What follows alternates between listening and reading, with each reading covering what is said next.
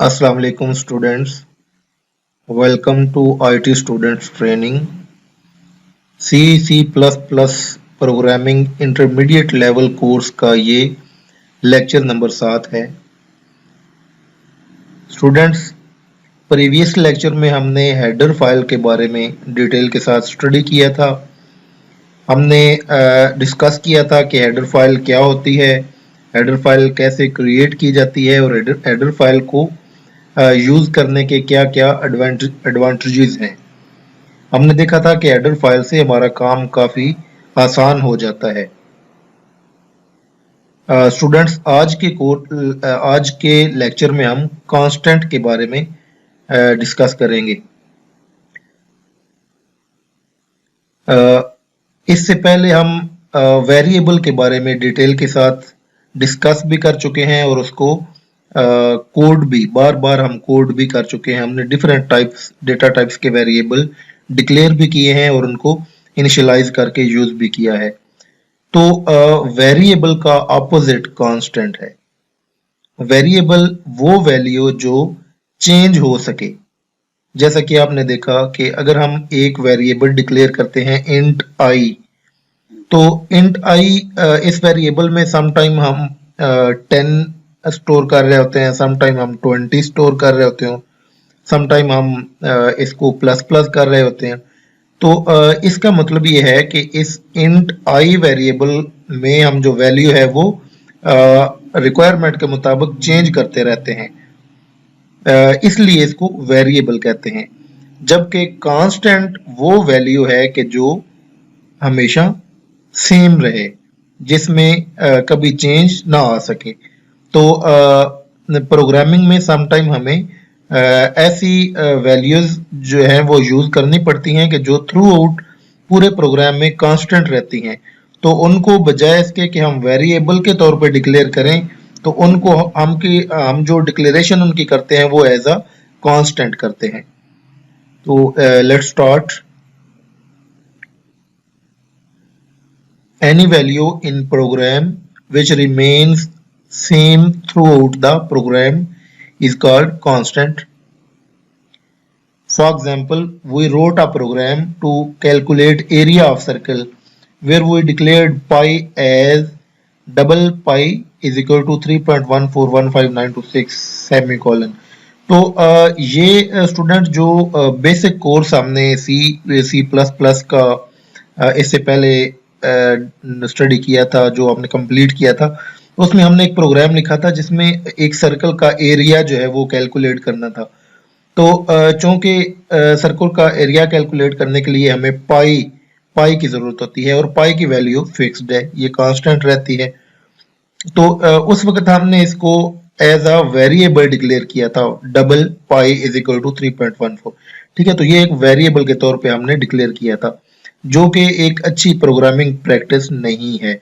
उसकी रीजन ये है कि ये पाई चूंकि इसकी जो वैल्यू है वो ऑल द टाइम कांस्टेंट रहेगी पूरे प्रोग्राम में, तो इसको फिर वेरिएबल के तौर पे डिक्लेयर करने की बजाय जो है बेस्ट वे ये है कि इसको आप कांस्टेंट जो है वो डिफाइन करें। We know that value of pi will remain same throughout the program, so we should consider it constant and should define it using preprocessor directives as hash define pi 3.1415926। तो student, इससे पहले pre processor directives के बारे में हम detail के साथ previous course में डिस्कस कर चुके हैं। मैं आपको दोबारा बता देता हूं कि प्री प्रोसेसर डायरेक्टिव जो है ये स्टेटमेंट हैश से स्टार्ट होती है और ये प्रोग्राम के स्टार्ट में लिखी जाती है। ये एक्चुअली कंपाइलर को बताती है कि आपने प्रोग्राम को कंपाइल करने से पहले क्या क्या जो है वो चीज़ें इंक्लूड करनी है या क्या क्या चीज़ें डिफाइन करनी है या क्या क्या काम करते हैं। जैसे हमने हैश इंक्लूड iostream.h किया, तो वो एक्चुअली हम एक फाइल इंक्लूड कर रहे हैं अपने प्रोग्राम में। ठीक है, तो इसी तरह हम कोई चीज़ डिफाइन भी कर सकते हैं प्रोग्राम को के स्टार्ट में। तो कांस्टेंट को डिफाइन किया जाता है एस इस सिंटैक्स के साथ जो आपको नजर आ रहा है हैश डिफाइन, इसके बाद आगे कांस्टेंट जो हम डिक्लेयर कर रहे हैं उसका नाम पाई, यहाँ पे कोई भी नाम आप रख सकते हैं, जरूरी नहीं है कि आप पाई ही रखें, और इसके बाद स्पेस देके इसकी वैल्यू जो भी होगी, और सॉरी एंड पे जो सेमीकोलन है ये सेमीकोलन नहीं आता, ये सेमीकोलन गलती से डाल दिया गया है, ये सेमीकोलन जो है ये नहीं आता, ये जो सेमीकोलन है। तो नेक्स्ट मूव करते हैं। Above statement is not variable because variable always comes on left hand side of assignment operator। ये आपको पता है कि जब भी किसी वेरिएबल में कोई वैल्यू सेव करते हैं तो वेरिएबल एक असाइनमेंट ऑपरेटर जो कि इक्वल साइन का होता है उसकी लेफ्ट साइड पे वेरिएबल होता है और राइट साइड पे जो वैल्यू हम उसको असाइन कर रहे होते हैं वो होती है, तो इसलिए ये वेरिएबल नहीं है जो हम ऊपर डिक्लेयर कर रहे हैं। This is actually another name of value 3.1415926।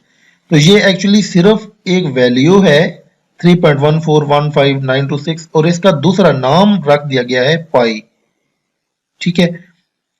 Whenever compiler find pi, it replace it with 3.1415926 then compile।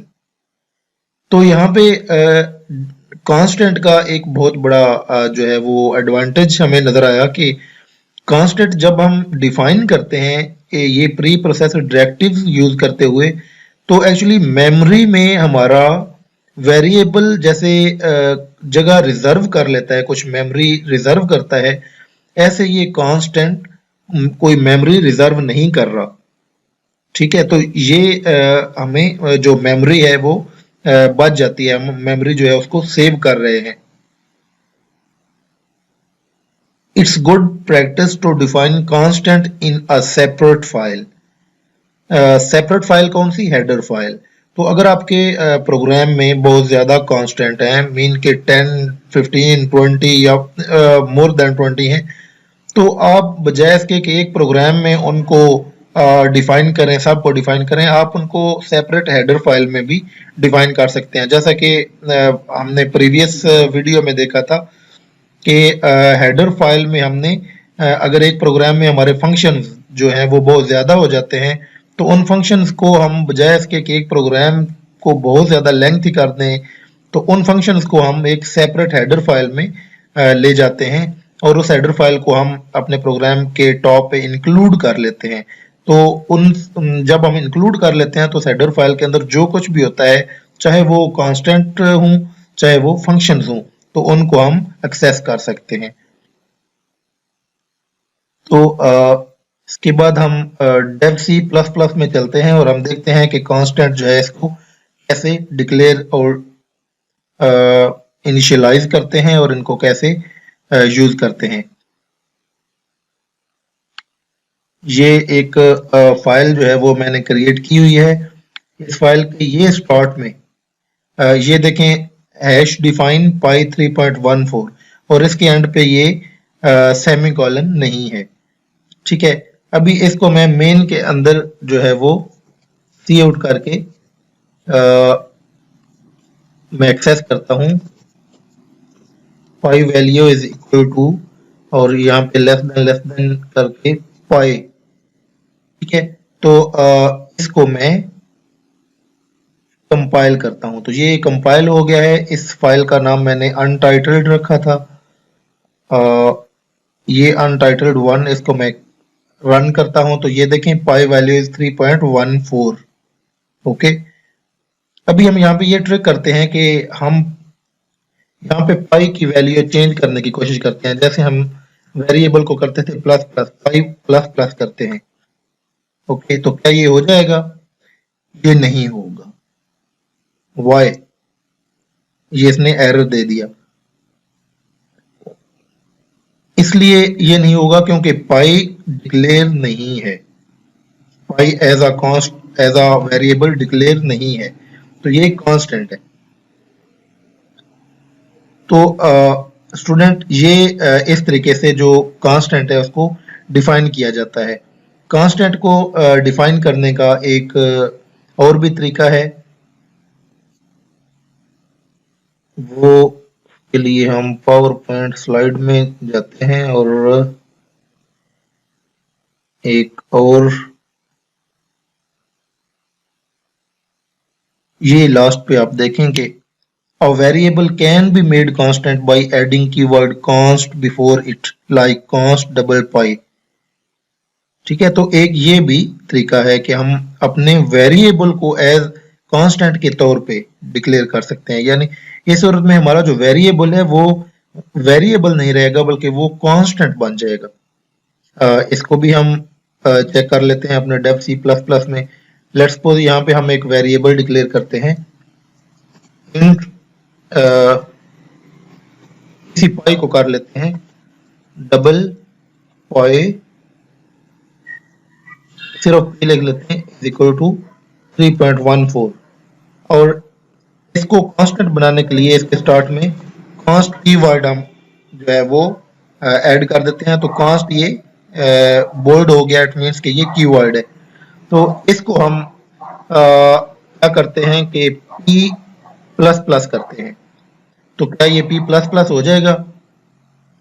इसको हम कंपाइल करते हैं तो ये इसने एरर दे दिया है। एरर क्यों दिया है? ये एक्चुअली कह रहा है कि आपका जो p है ये कांस्टेंट डिक्लेयर हो चुका है। तो जब ये कांस्टेंट हो चुका है तो इसको भी हम आप चेंज नहीं कर सकते क्योंकि ये 3.14 जो वैल्यू है p की ये कांस्टेंट हो चुकी है। तो स्टूडेंट ये दो तरीके हैं कांस्टेंट को डिक्लेयर करने के। एक ये इस तरीके से हम कांस्टेंट को डिफाइन करते हैं टॉप में। इसका एडवांटेज ये है कि ये कोई मेमोरी रिजर्व नहीं करता, जबकि दूसरा जो तरीका है वो ये है कि हम किसी वेरिएबल के स्टार्ट में कांस्ट कीवर्ड लेकर इसको कांस्टेंट बना लेते हैं। लेकिन इसमें यह है कि हम मेमोरी रिजर्व होगी, कितनी रिजर्व होगी? अगर हम ये डेटा टाइप यूज करते हैं तो डबल के लिए 8 बाइट मेमोरी जो है वो रिजर्व होगी। तो फ्रेंड्स आज का लेक्चर जो है वो यहाँ पे हम कंक्लूड करते हैं। इंशाल्लाह जो नेक्स्ट लेक्चर है लेक्चर नंबर 8, उसमें हम एक बहुत इम्पोर्टेंट जो टॉपिक है स्कोप ऑफ आइडेंटिफायर उसको स्टडी करेंगे। नेक्स्ट लेक्चर तक के लिए अल्लाह हाफिज।